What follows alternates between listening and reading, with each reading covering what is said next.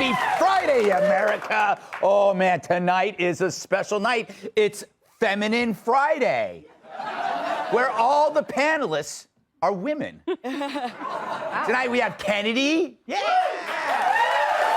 David McDowell. Kat Tim. And Janine Garofalo. All right.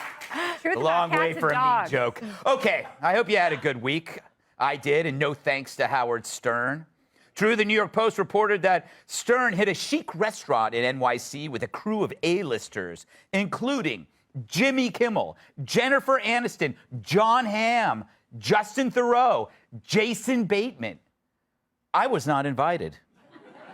I guess because my first name doesn't begin with the letter J. Did you notice that? But it's okay. I had other things to do that evening.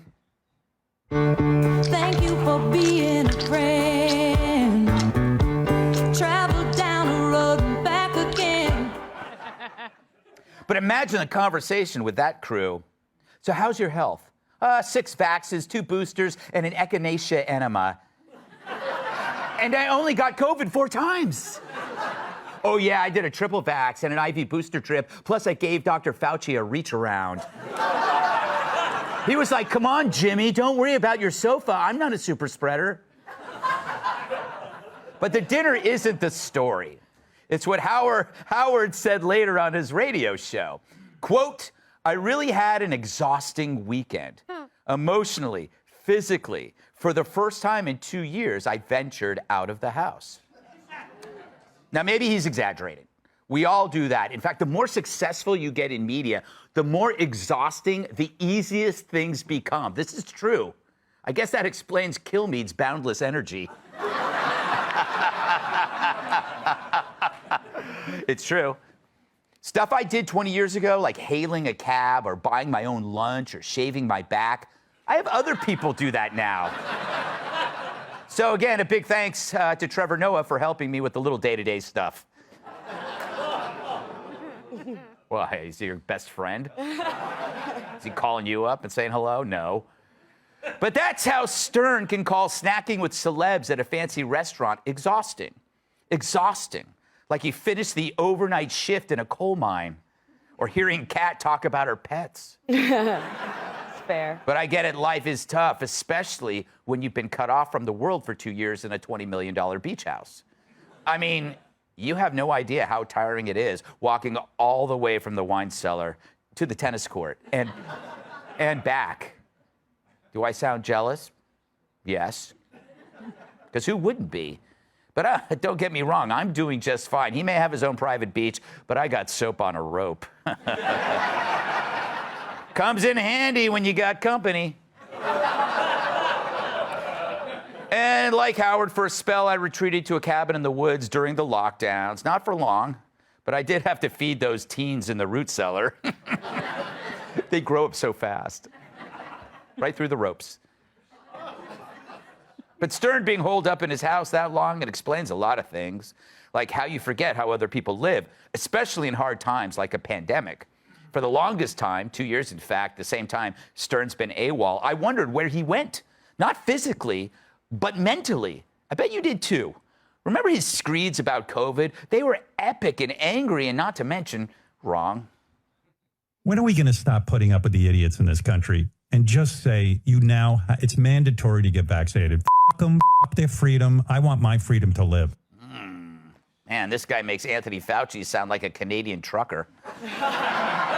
But, maybe you should follow his next vaccine with a shot of Valium. But it's weird. He went from ridiculing the man to becoming him. No longer embracing rebellion, he French kisses regulation.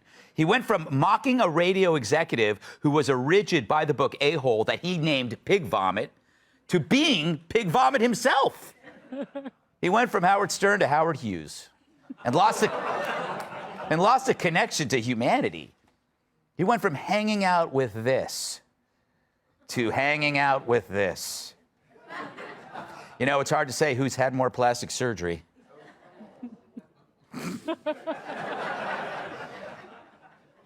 So Howard went from getting people to fart songs out of their butt to commiserating with the super wealthy about the evils of Trump, who was a guest on Howard's show many times. But I get it now. He's got new friends and they bring new views. It's celebrity peer pressure. But the fact that he hasn't left his house in 2 years means that his views are BS. He was in a happy self-imposed lockdown with everything. Mansion on the beach, limitless options for food and entertainment. That's not real life. That's a 2-year all-inclusive vacation at Sandals Royal Barbados.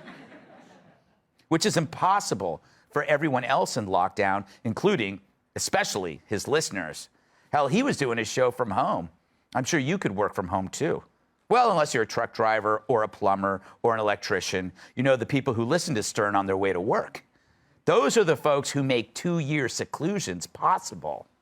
It's a point I made early on about the media who tell you how to live because they don't feel the burdens of their own suggestions.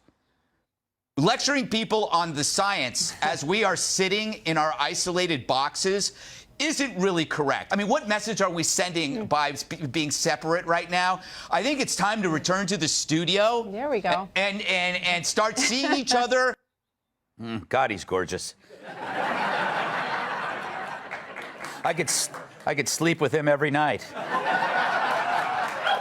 And I do. Alone. Fact is, Stern had no skin in the game because he left the game entirely. He didn't feel the loneliness, the social suffocation, the alienation, not to mention flying across the country with a cheap diaper on your face. Those elastic waistbands make my face itch. To be honest, though, that's a good strategy on Stern's part. In a pandemic, keep the filthy peasants away from your castle. But not everyone can do it. In fact, nobody can do it except for the king.